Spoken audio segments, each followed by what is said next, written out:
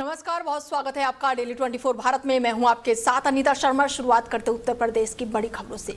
खबर यूपी के बरेली से है, जहां पर एक मिठाई की दुकान पर ऑर्डर को लेकर ग्राहकों और स्टाफ के बीच कहासुनी का मामला सामने आया है। शहर के दीपक स्वीट में एक ग्राहक ने आरोप लगाया कि ऑर्डर देने के बाद उसे काफी देर तक इंतजार करना पड़ा, जिससे नाराज होकर उसने दुकान के कर्मचारियों से बहस की।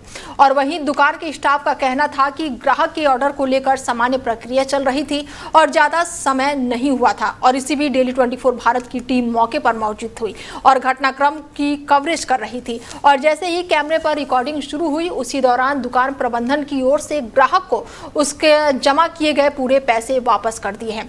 पैसे वापस मिलने के बाद से ग्राहक शांत हो गया और वहां से चला गया, जिसके बाद से विवाद भी समाप्त हो गया। आ रही है भाई साहब, कॉफ़ी का और सैंडविच का ऑर्डर लिया इन्होंने, टेबल पे ऑर्डर लिया, वहीं पे पेमेंट ले लिया। कॉफ़ी इन्होंने ले जाके रख दी। हमने 2-3 बार कहा भाई सैंडविच नहीं आया, ऑर्डर हमने किया हुआ है। अब जो सैंडविच भी इन्होंने नहीं है। अब सर्वे ना भी ये झगड़ा कर रहे थे। क्या दिक्कत है? 20 मिनट नहीं हुए, कोई झगड़ा नहीं कर रहा। कॉफी पीनी हो अब मैं क्या करूँ? बैठने का टाइम ही नहीं है ना, मैं बैठने का टाइम। मैं डेली 24 भारत से हूँ, डेली 24 भारत से न्यूज़ चैनल से हूँ। किस चीज़ का बना है? बैठे बैठे कॉफ़ी का ठीक है, कॉफ़ी का ठीक है। अब उसके बाद यहाँ आ गए, घूमने हमने कहा हमारा पेमेंट वापस कर दीजिए। कोई बात नहीं, आप लेट हो रहे, कोई बात नहीं। आपने सॉल्यूशन करा दिया इनका? क्या क्या दिक्कत थी? सर का क्या हुआ था, सैंडविच लेट हुआ था तो सर को जल्दी में जाना है, इसी चक्कर में सर कह रहा पेमेंट करा दो। मैं कोई बात नहीं, पेमेंट करा। वहीं यूपी के अमरोहा जिले में समाजवादी पार्टी की रैली के दौरान पुलिस और सपा कार्यकर्ताओं के बीच तीखी नोकझोंक देखने को मिली। गजरौला शहर के इंदिरा चौक पर सपा कार्यकर्ता जौहर यूनिवर्सिटी के समर्थन और पार्टी के वरिष्ठ नेता आजम खान की रिहाई को मांग को लेकर प्रदर्शन करे और रैली निकाल रहे थे। और इसी दौरान मौके पर पहुंची पुलिस और कार्यकर्ताओं के बीच विवाद की स्थिति बन गई। जानकारी के अनुसार कार्यक्रम के दौरान एक दरोगा और सपा नेता मुकेश चौधरी के बीच कहासुनी हो गई। आरोप है कि दरोगा ने कार्यक्रम स्थल पर लगाए गए तिरपाल हटाकर फेंक दिया और इसके बाद से कार्यकर्ताओं में नाराजगी फैल गई और दोनों पक्षों के बीच काफी देर तक बहस होती रही। देखिए, आज का जो प्रोटेस्ट है, आप देख रहे हैं जो सरकार ने अभी रामपुर में जो यूनिवर्सिटी गिराने का जो आदेश पारित किया है, उसके विरोध में हम ये प्रदर्शन कर रहे हैं। ये हमने प्रोटेस्ट किया है।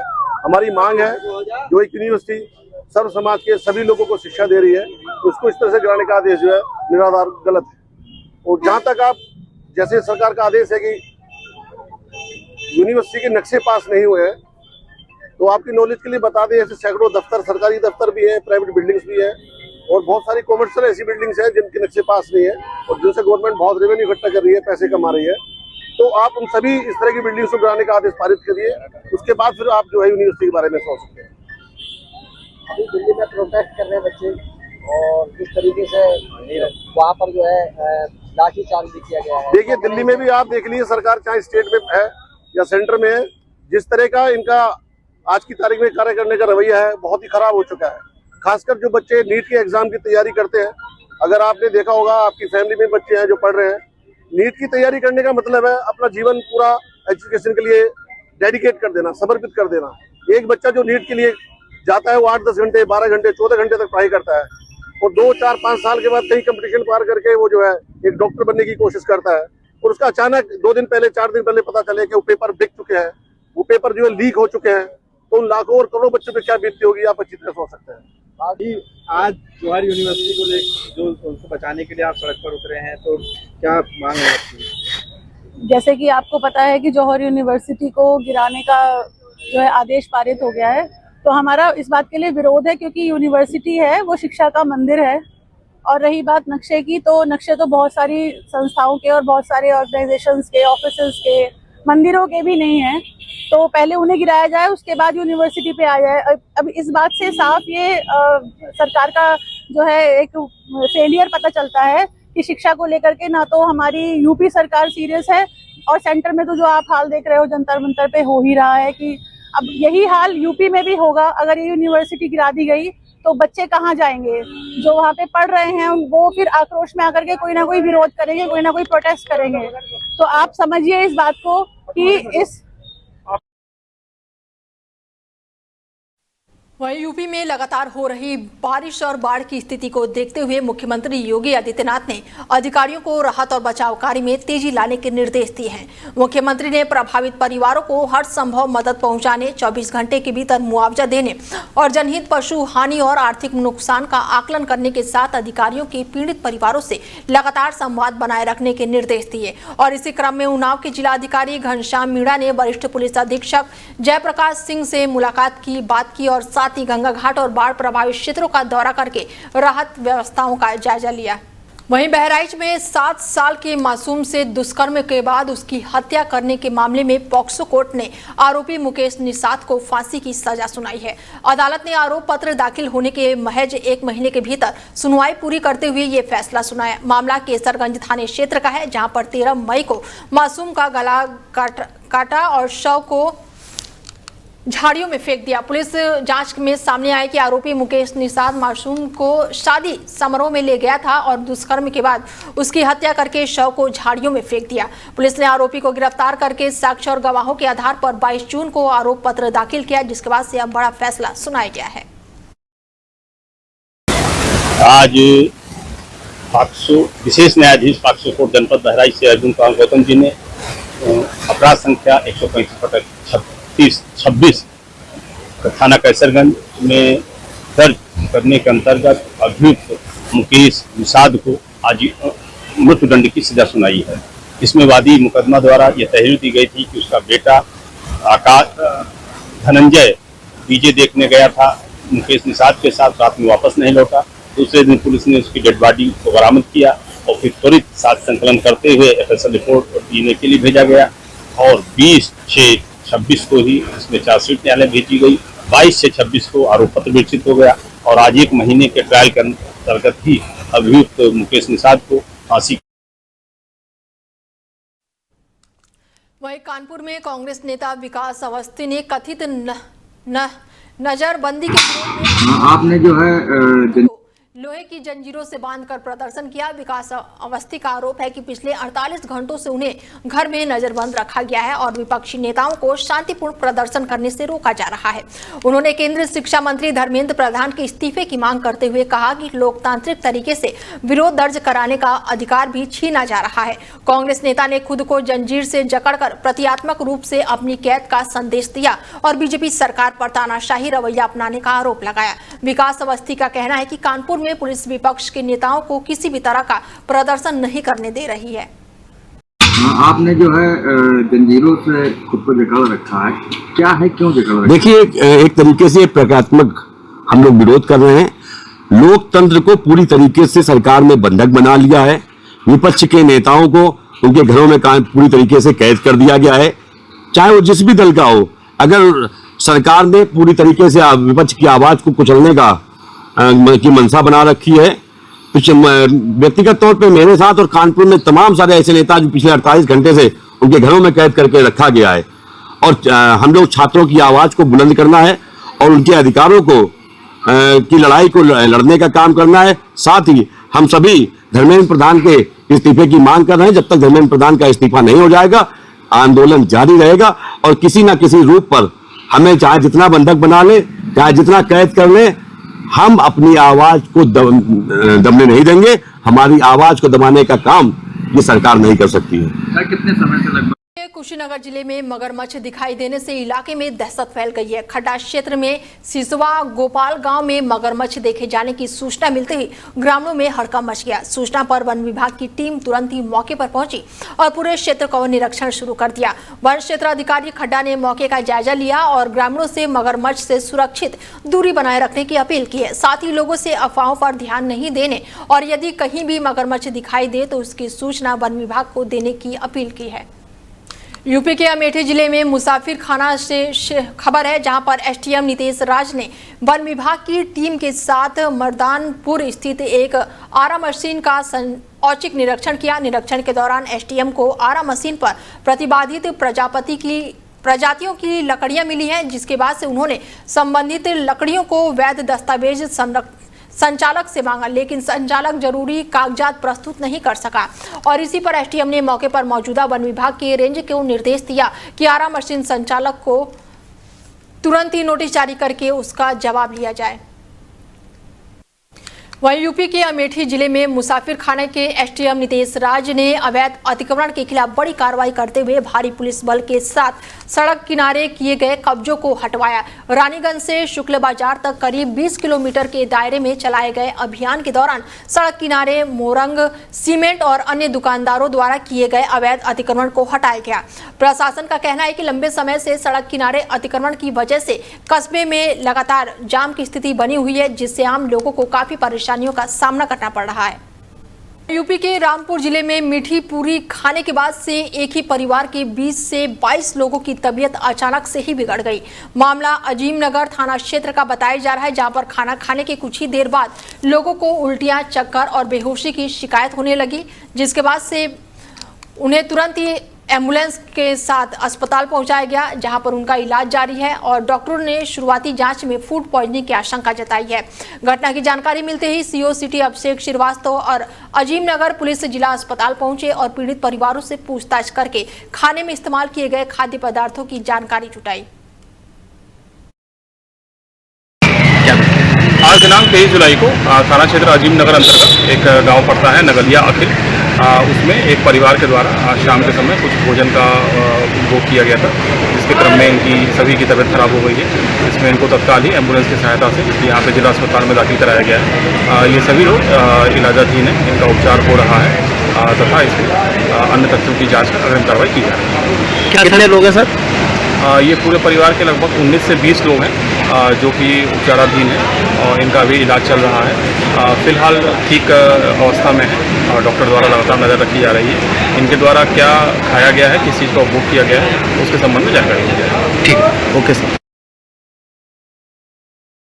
वहीं रामपुर जिले में दो पत्नियों का मामला जो है सामने आया है और दो पत्नियों के बीच चल रहे पारिवारिक विवाद को सुलझाने के लिए गांव की पंचायत ने अनोखा फैसला सुनाया। पंचायत के फैसले के अनुसार पति सप्ताह में 3 दिन पहली पत्नी और 3 दिन दूसरी पत्नी के साथ रहेगा, जबकि 7वें दिन वो अपनी इच्छा के अनुसार बिताएगा। बताया जा रहा है कि युवक ने करीब 14 साल पहली शादी की थी, जिससे उसकी 2 बेटियां हैं और बाद में बेटे की चाहत में उसने दूसरी शादी की, लेकिन दूसरी पत्नी से भी 2 बेटियां ही हुई। आरोप है कि पति अधिकतर समय दूसरी पत्नी के साथ रहने लगा, जिससे पहली पत्नी ने अपेक्षा और खर्चा नहीं मिलने की शिकायत पुलिस से की। पैसे आपस में झगड़ा हो गया। अच्छा, ठीक। पैसों को लेकर खर्चा हुआ, घर को पैसों के लिए झगड़ा हो गया था। अब हमारा मामला निमट गया, हम सही है। ठीक है, तो क्या फैसला हुआ? कोई खर्चा ये करेंगे और थोड़ा बहुत पैसा दे देंगे वहाँ पे बच्चों के लिए, खाने के लिए। तो कितने दिन रहेंगे? 3 दिन इधर रहेंगे, 3 दिन रहेंगे, 3 दिन उधर रहेंगे परिक्रमा, मतलब दूसरी वाली की तरफ। आपकी शादी कब हुई? हमने 14 साल, वही 14 साल हुआ हमारी शादी को। आपको कोई परेशानी? आप कोई परेशानी से आप कहाँ के रहने वाले? जसपुर की। तो आपके पास कितने दिन रहेंगे? 3 दिन इधर रहेंगे हमारी तरफ, 3 दिन दूसरी वाली तरफ रहेंगे। तो आप संतुष्ट हैं इससे? ठीक है, हाँ सही है, बढ़िया। हाँ, और क्या कुछ कहना चाहती है? आप कुछ नहीं कहना चाहती हूँ। कितने बच्चे हैं आपके? 2 लड़की। 2 लड़कियाँ हैं। अच्छा, ये कराएगा, इन्होंने जो है शादी दूसरी कर ली है नयागत भाई ने हमारे, जिसमें जो पहली वाली बीवी हैं उन्हें थोड़ी परेशानी ज़्यादा पड़ रही थी, तो उन्होंने जो है ये वाली बात चौकी थानों में कई महीनों से, कई सालों से गूंज रही है। अब मोहल्ले के लोगों ने, वो पंचायत के आदमी ने बैठकर ये समझा दिया, बोले 3 दिन एक बीवी के साथ रहना, आप 3 दिन एक बीवी के साथ, और घर का जो खाना, जो राशन होता है वो पूरा राशन आप भर के दोगे दोनों बीवियों को, और हफ्ते के इन्हें 500 रुपये बांध दिए गए हैं। अगर ये खर्चा देते हैं और राशन रखते हैं तो ये परिवार सही तरीके से चलता रहेगा। अगर नयागत भाई नहीं भी देंगे ये राशन तो फिर आगे को विवाद हो सकता है। ये फैसला किसने कराया? ये पंचायत ने करवाया है, गांव के जो आदमी 10-12 आदमी मिलकर पंचायत में बात बैठी थी। तो ये सर, मेरा नाम अंकित वर्मा है और ये हमारी बस्ती का मामला है, घड़ियाल अकमाली का, और नयागत नाम है उसका, उसकी 2 बीवियाँ हैं। पंचायत ने फैसला कर दिया कि 3 दिन एक बीवी के साथ और 3 दिन दूसरी बीवी के साथ, प्लस 500 रुपये हफ्ते के हिसाब से दिए जाएंगे। अब उसमें कोई परेशानी वाली बात नहीं है, पंचायत ने फैसला कर दिया, वो खुश है अपनी जगह। ऐसे फैसले को किस तरह से देखते हैं आप? भाई देखने की मतलब बात तो ये आ रही है कि बीवी उसकी है, दोनों बीवियों उसकी हैं, 3 दिन उसके साथ और 3 दिन उसके साथ। खुश रहना चाहिए बहरहाल ये, जब 2 बीवियाँ करी हैं तो दोनों में मस्त रह गए। अब कोई विवाद नहीं है? अब कोई विवाद नहीं है, 3 दिन उसके साथ रह रहा, 3 दिन उसके साथ है। वहीं यूपी के बागपत जिले के बड़ौत में गौमाता को राष्ट्रीय माता का दर्जा देने की मांग को लेकर लखनऊ में आयोजित प्रस्तावित सभा में शामिल होने जा रहे सामाजिक कार्यकर्ता और अधिवक्ता दीपक शर्मा को पुलिस ने उनके आवास पर ही हाउस अरेस्ट कर दिया। बताया जा रहा है कि दीपक शर्मा के नेतृत्व में बागपत से सैकड़ों लोग करीब 20 वाहनों की काफिले के साथ लखनऊ के कारा पार्क में आयोजित सभा के लिए रवाना होने वाले थे और ये कार्यक्रम जगत गुरु शंकराचार्य स्वामी अभिमुक्तेश्वरानंद सरस्वती के नेतृत्व में आयोजित किया जा रहा था। और ऐसे में दीपक शर्मा का आरोप है कि उन्होंने शांतिपूर्ण तरीके से सभा में शामिल होने से रोका गया और उनके लोकतांत्रिक अधिकारों का हनन किया गया।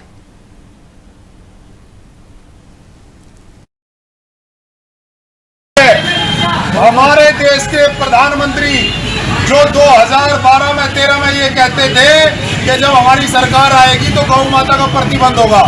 सनातन धर्म की ये मान्यताएं हैं कि 33,000 करोड़ देवी देवता उसमें वास करते हैं। हमारी भी ये मान्यता है, हम उसको पूजा करते रहे हैं। अगर ऐसा कटान का काम हमसे 20 साल 25 साल पहले हो जाता था तो लोग बाग उसके घर का बहिष्कार कर देते। आज हजारों की तादाद में ये कार्य हो रहे हैं जो कतई भी सहन करने वाली बात नहीं है। हम जगत गुरु शंकराचार्य अभिमुक्तेश्वरानंद जी महाराज के पूरे प्रदेश में अभियान जो चल रहा है वहां पे जाना चाहते हैं। सैकड़ों लोग हमारे साथ हैं, अनेक गाड़ियां हमारी खड़ी है, लेकिन सरकार अपने वादे पूरा नहीं करना चाहती है। सरकार आंदोलनों को दबाना देना चाहती है। आप सबके सामने है कि दिल्ली जंतर मंतर पर किस तरह युवा छात्रों के साथ लाठीचार्ज हुआ, किस तरह उस आंदोलन को दबाने का काम हुआ। लेकिन वहीं यूपी माध्यमिक शिक्षक संघ ने साल 2026 के शिक्षकों को लेकर अब मेरठ खंड शिक्षक निर्वाचित क्षेत्र में स्वराज पाल दोहुड़ का अपना अधिकृत प्रत्याशी घोषित किया है। प्रत्याशी घोषित होने के बाद से बागपत के बड़ौत पहुंचने पर संगठन के पदाधिकारियों और शिक्षकों ने उनका भव्य स्वागत किया और इस साल प्रदेश में 6 शिक्षकों को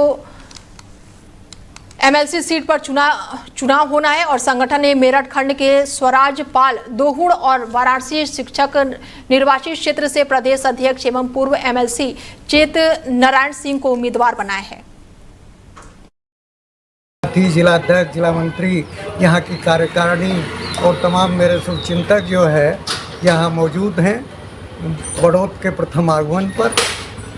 चुनाव लड़ने का क्या उद्देश्य है आपका? चुनाव लड़ने का उद्देश्य यही है कि आज जो है शिक्षक समाज इतना उत्पीड़ित है कि प्रबंधक महासभा हमारी जितनी आज तक की उपलब्धियां हैं उनको वापस लेने पर तुली हुई है। वेतन वितरण अधिनियम पर खतरा है।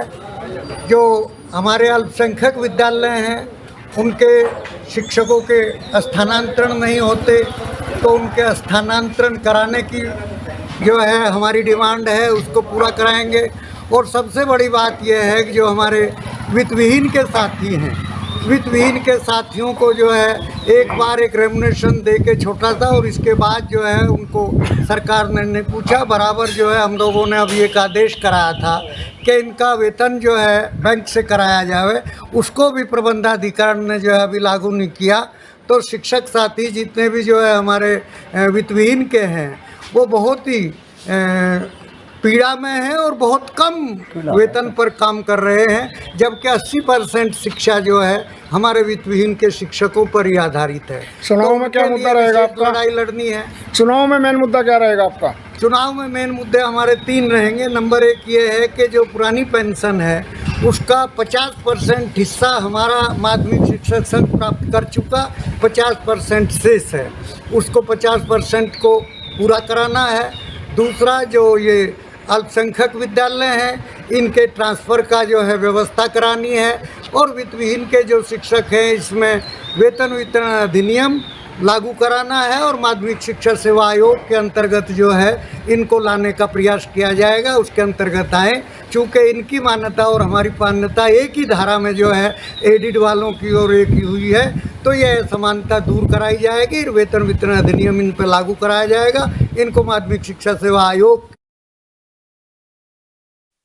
वहीं बलिया क्षेत्र में सरयू नदी का कटान लगातार भयावह होता जा रहा है। गुरुवार को नवागत उप जिला अधिकारी शशि भूषण मिश्रा ने सिरमपुर दियार चंद के कटान प्रभावित गांव का दौरा करके हालातों का जायजा लिया। निरीक्षण के दौरान उन्होंने गोपाल नगर, टाड़ी समेत प्रभावित इलाकों का दौरा किया और कटान के मुहाने पर पहुंचे लोगों से समय रहते अपने घर खाली करने और सुरक्षित जगह पर जाने की अपील की।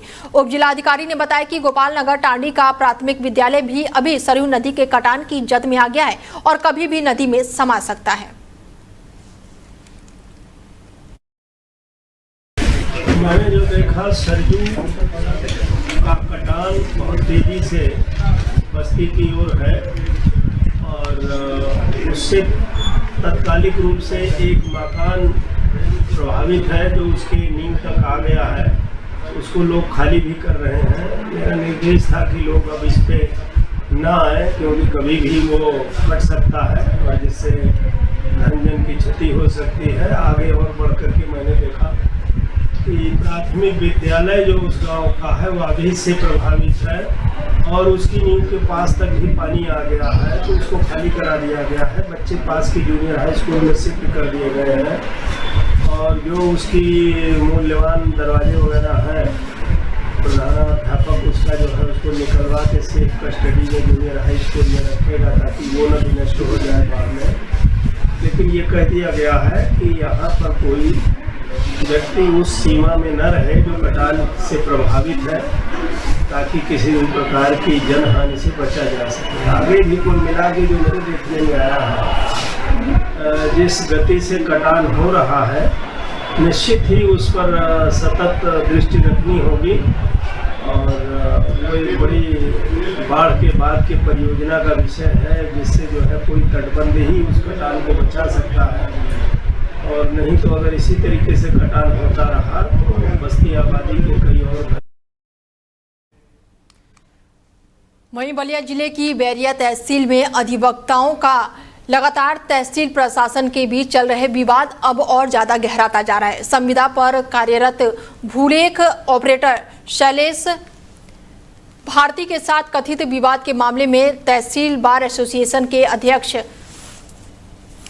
अध्यक्षों समेत 4 नामजद अधिवक्ताओं और अन्य अज्ञात लोगों के खिलाफ मुकदमे में विरोध में गुरुवार को अधिवक्ता एसडीएम कार्यालय के सामने धरने पर बैठ गए और इस दौरान अधिवक्ताओं ने तहसील और जिले प्रशासन के खिलाफ जमकर नारेबाजी। जिले में एक प्राथमिक विद्यालय में मिड डे मील बनाते समय बड़ा हादसा हो गया। बता दें कि इस क्षेत्र में परेले मिल के पास प्राथमिक विद्यालय में बच्चों के लिए खाना तैयार कर रही महिला रसोईया जो है वो गंभीर रूप से झुलस गई है। जानकारी के मुताबिक विद्यालय में तैनात रसोईया राजकुमारी बच्चों के लिए रोटियां सेक रही थी और इसी दौरान अचानक गैस चूल्हे में तेज धमाके के साथ आग भड़क उठी और देखते ही देखते आग की लपटों ने राजकुमारी को अपने चपेट में ले लिया, जिससे वह गंभीर रूप से झुलस गई। हादसे के बाद से विद्यालय परिसर में अफरा तफरी मच गई और स्कूल स्टाफ और स्थानीय लोगों ने तुरंत ही आग पर काबू पाने का प्रयास किया और घायल रसोईया को तत्काल अस्पताल पहुंचाया गया, जहां उसका इलाज जारी है। दिनेश कुमार, महिला जल के आई है, कौन है आपकी? ये हमारी पत्नी है। क्या नाम है? राजकुमारी। कैसे जल गई, क्या कर रही थी? ये रोटी बना रही थी तो अचानक पैर फटा, आग लग गई, बस एक बैग मुंह पे आ गया, साड़ी वाड़ी सब जल गई। क्या करती है? ये रसोइया हैं। कौन से स्कूल में? प्राथमिक स्कूल में मुसेपुर। कहाँ पड़ता है ये? मुसेपुर पड़ रहा है पार्ले मिल के पास, बदरौली के पास। बदरौली पार्ले मिल जी। थाना कौन सा है? थाना बाउंड्री। तो ये कैसे चल गई थी? ये रोटी सेक रही थी, अचानक पैर फट गया। कहाँ सेक रही थी रोटी? वही स्कूल में। स्कूल में जी। बनाते समय? हाँ, बनाते समय वही लगभग करीब 9 बजे। क्या नाम है इनका? राजकुमारी। पति?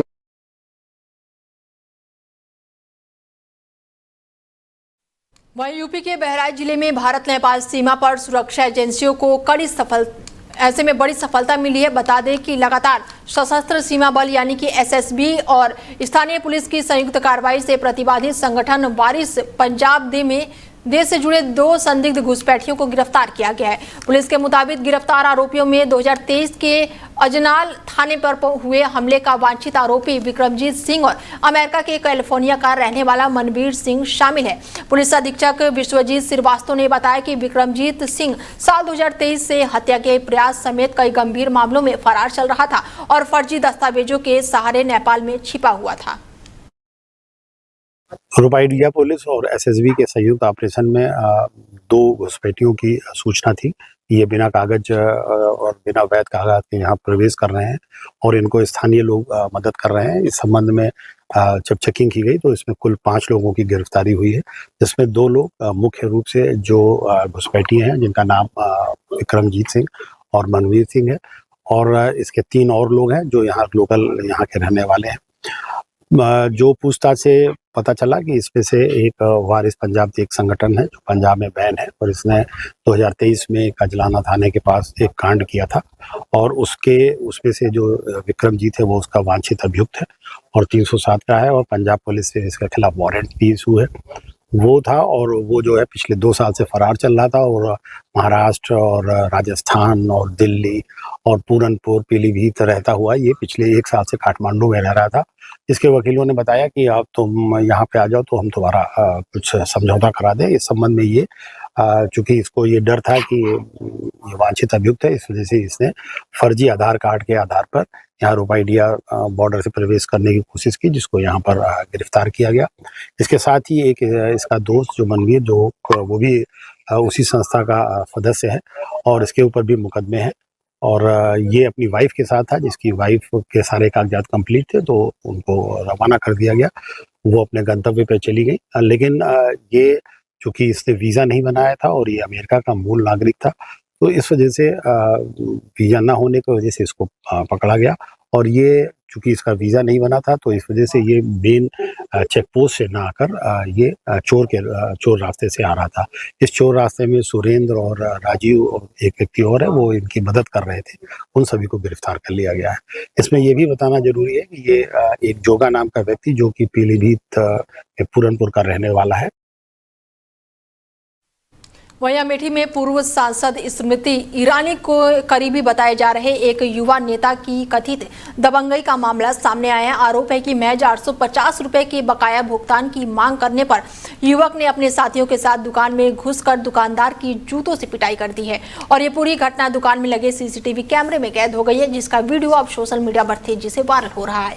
घटना के बाद से इलाके के दुकानदारों में भारी आक्रोश और आरोपियों के खिलाफ कड़ी कार्रवाई की मांग की जा रही है। जानकारी के अनुसार मामला मुंशीगंज कोतवाली क्षेत्र का बताया जा रहा है।